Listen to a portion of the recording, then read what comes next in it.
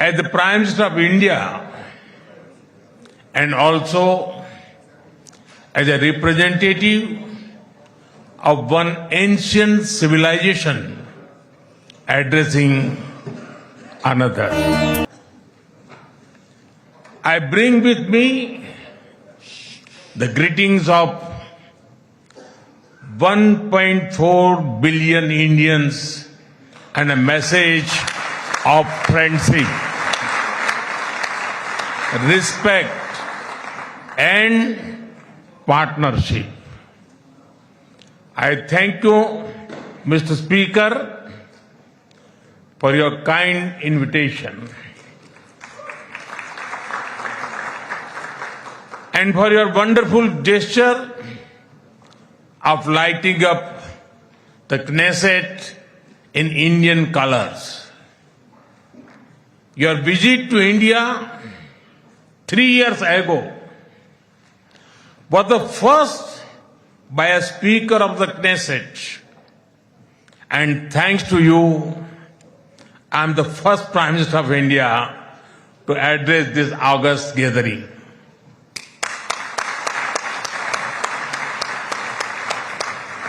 Nine years ago, I had the good fortune to be the first Prime Minister of India to visit Israel. And I'm very happy to be here again, returning to a land to which I have always felt drawn. After all,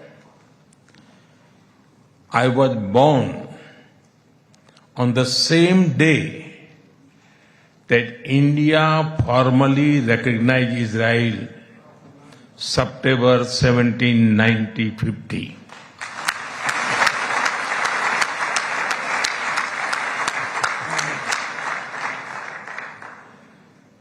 Honorable members, I also carry with me the deepest condolences of the people of India for every life lost and for every family whose world was shattered in the barbaric terrorist attack by Hamas on October 7.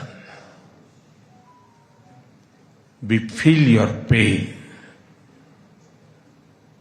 We share your grief. India stands with Israel firmly, with full conviction in this moment and beyond.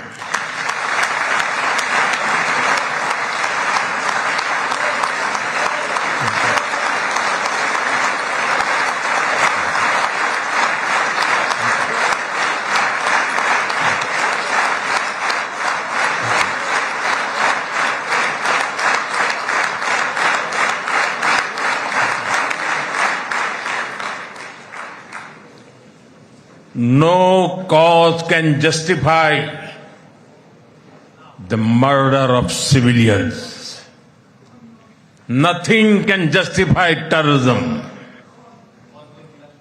India has also endured the pain of terrorism for a long time. We remember the 26/11 Mumbai attacks and the innocent lives lost, including Israeli citizens. Like you, we have consistent and uncompromising policy of zero tolerance for terrorism with no double standards. Terrorism aims to destabilize societies, to block development, and to erode trust. Countering terrorism requires sustained and coordinated global action, because terror anywhere threatens peace everywhere. That is why India supports all efforts that contribute to durable peace and regional stability. Some years ago, when you concluded the Abraham Accords, we applauded your courage and vision. It was a moment of new hope for our long troubled region. Since then, the situation has changed significantly. The path is even more challenging. Yet, it is important to sustain that hope. The Gaza Peace Initiative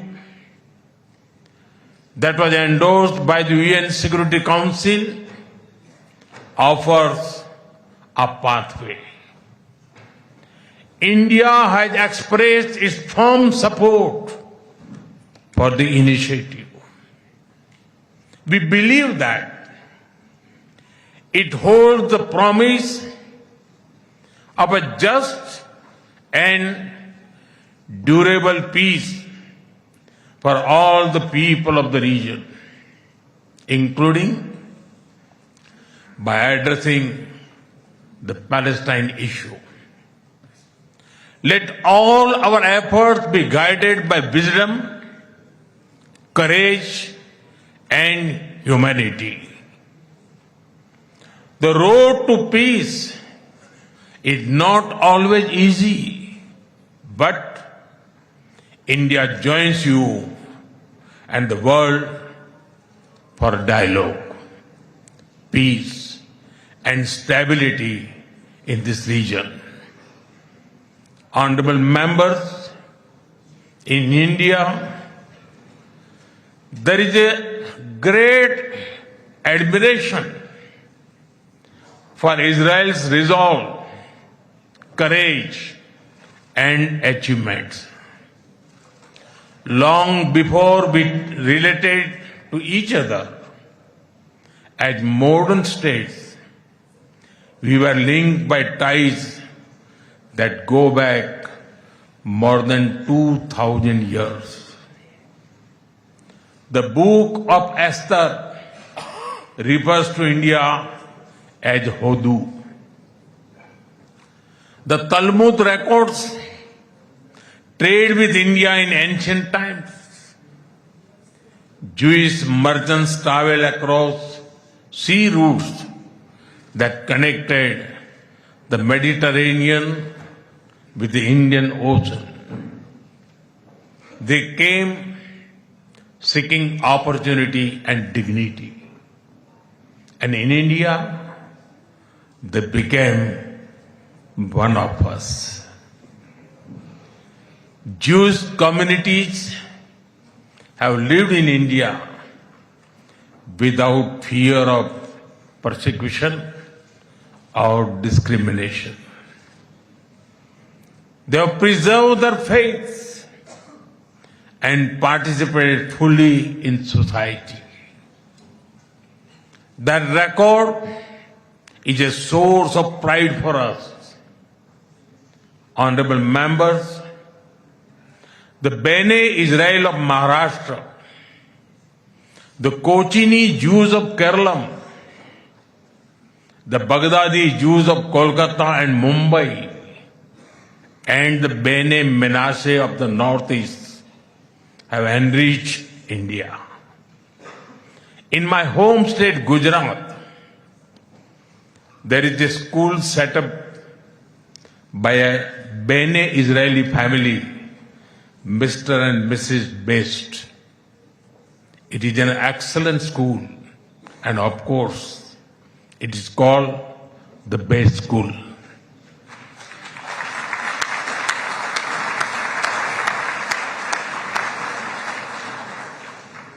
Edwin Myers gave shape to the film's division of India and was towering figure in the history of Indian cinema.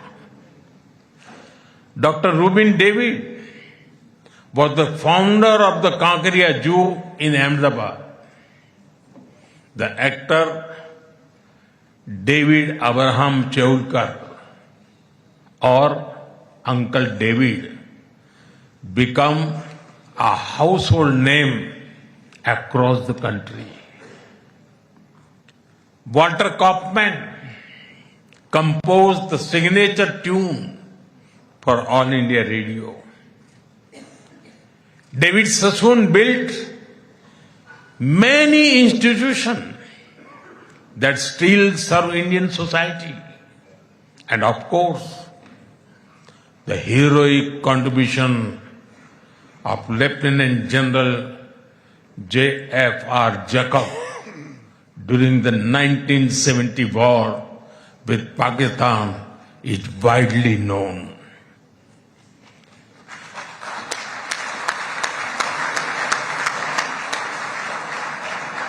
I had the honor of working closely with him after his retirement.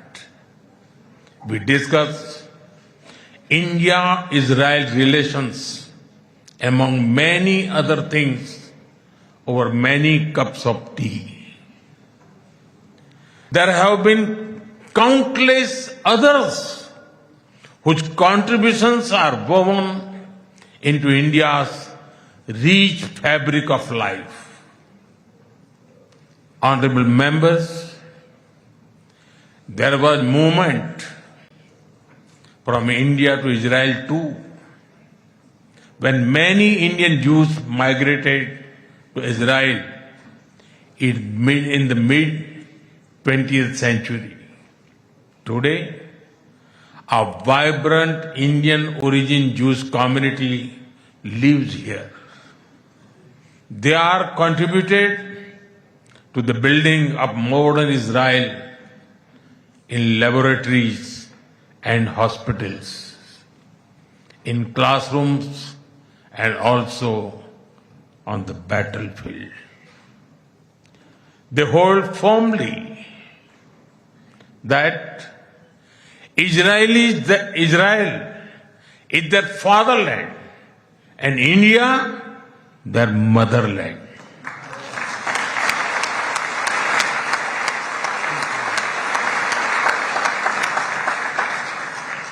We are proud of them. Honorable members, India's connection to this land is also written in blood and sacrifice. During the First World War, more than 4,000 Indian soldiers laid down their lives in this region. The cavalry charge at Haifa in September 1918 remains a significant chapter in military history. Major Thakur Dalpat Singh, remembered as the hero of Haifa, symbolized the shared history. During my last visit, I was deeply moved to pay my respect at the Haifa Memorial for Indian soldiers. Honorable members, last month, the world marked the International Holocaust Remembrance Day.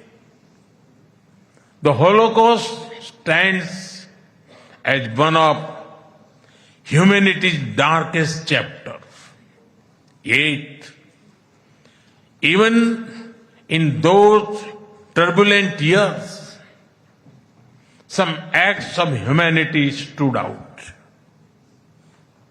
The Maharaja of Navanagar in Gujarat, also known as the Jam Sahib, offered refuge to Polish children, including Jewish children who had nowhere else to turn.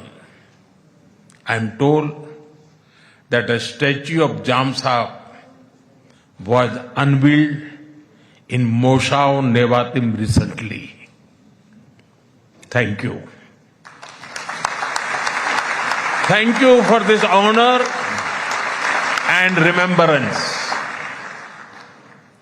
Honorable members, after India's independence, many Indian leaders felt a kinship with the people of Israel. India's parliamentary debates of the 1950s are witness to their admiration for Israel's effort to develop agriculture in the desert. The kibbutz movement of Israel inspired our leaders like Acharya Vinoba Bhave and Loknayak Jayaprakash Narayan. First in my home state Gujarat and now across India, I have seen the approach of per drop, more crop work wonders in agriculture. My own first visit to Israel was in 2006 as the Chief Minister of Gujarat. Later in 2017, during my visit to Israel as Prime Minister, our two countries elevated the relationship to a strategic partnership. Since then, our engagement has expanded in scale and scope, and we are committed to further consolidate this relationship across many sectors. Honorable members, for the last few years, India has been the fastest growing major economy in the world. Soon, we will be among the top 3 economies globally.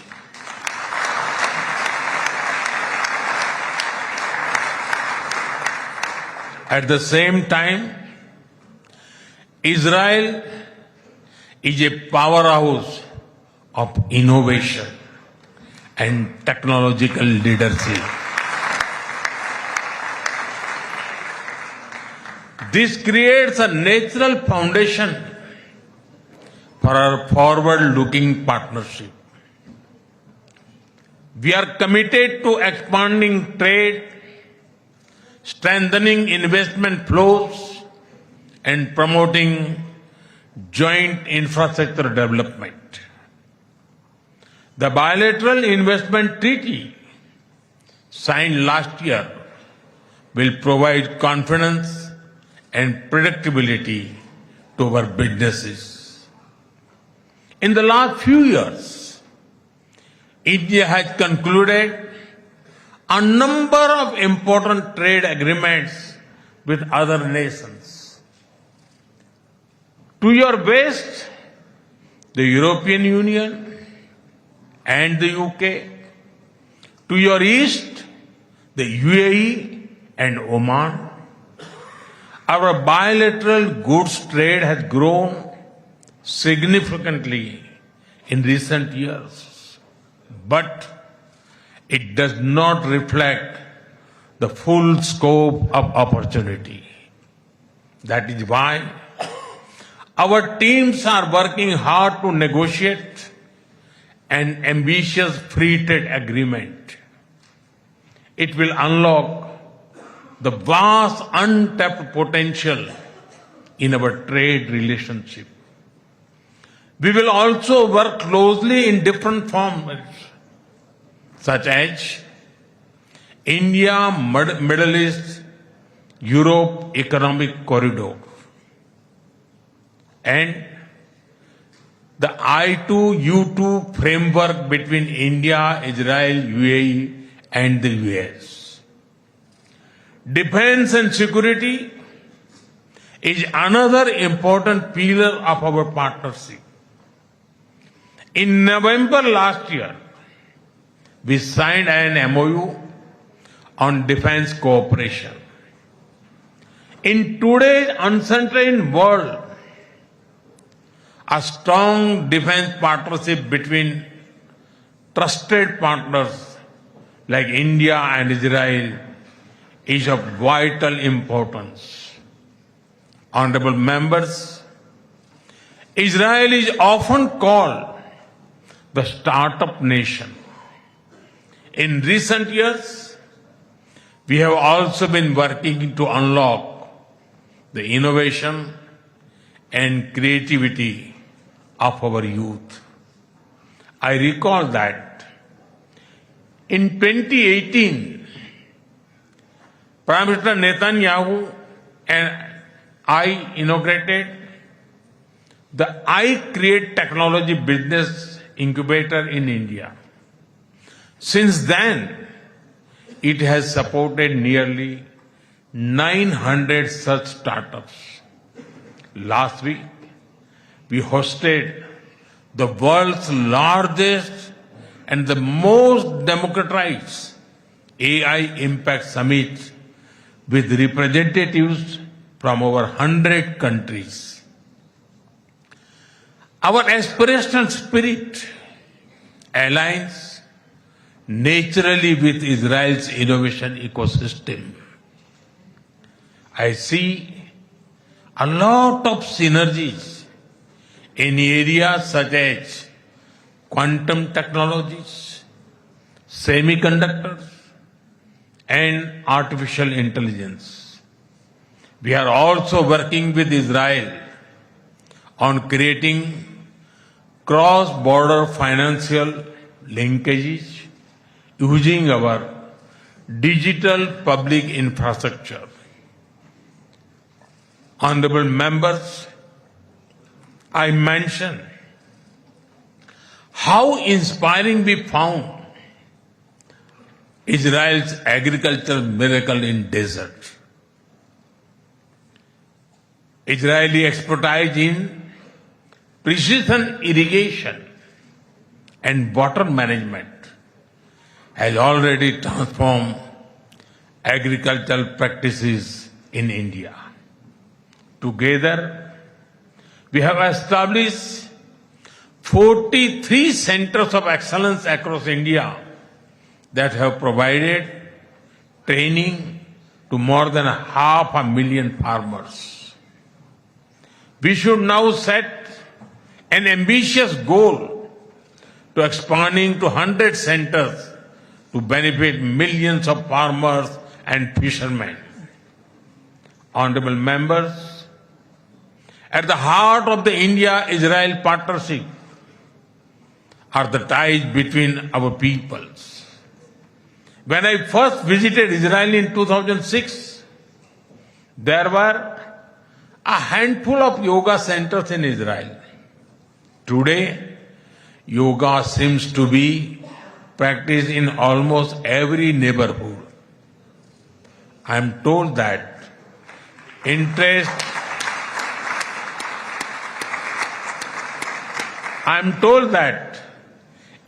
in Ayurveda is also growing in Israel. I invite more and more young Israelis to travel to India.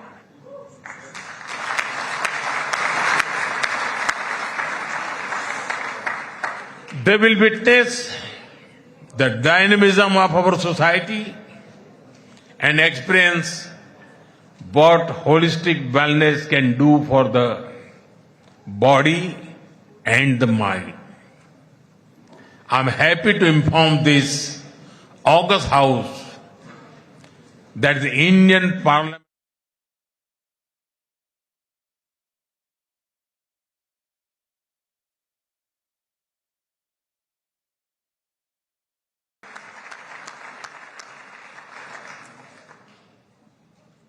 and look forward to having more exchanges between our members of Parliament.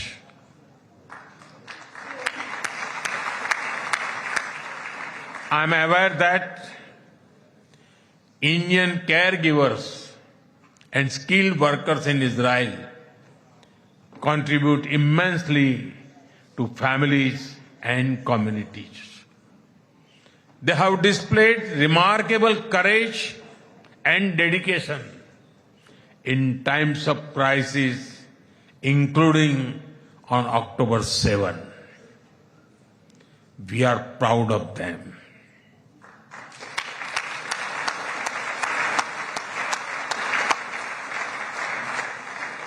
As the Jewish teachings reminds us, whoever saves one life saves the entire world.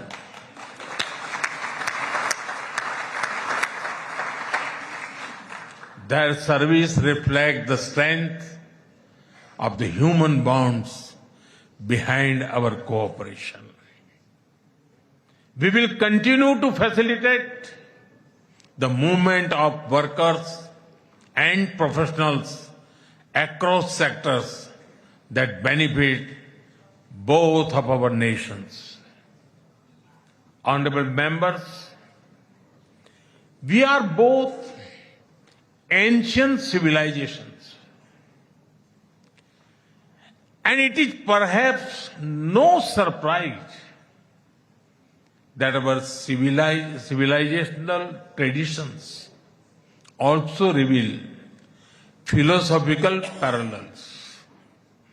In Israel, the principle of Tikkun Olam speaks of healing the world. In India, Vasudhaiv Kutumbakam affirms that the world is one family. Both ideas extend responsibility beyond immediate boundaries. They ask societies to act with compassion and moral courage. Judaism emphasizes halakha, guiding everyday conduct through law and practice. Hindu philosophy speaks of dharma, the moral order that shapes duty and right action. In both traditions, ethical life is lived through action and faith is expressed through conduct. There is an enduring similarity in our festivals as well. You celebrate Hanukkah with the warm glow of candles. Around the same time, we celebrate Diwali, the festival of lights, with the gentle radiance of lamps. Soon, India will celebrate the festival of Holi, filled with happiness and color. And around the same time, Israel will also celebrate Purim with enthusiasm and joy.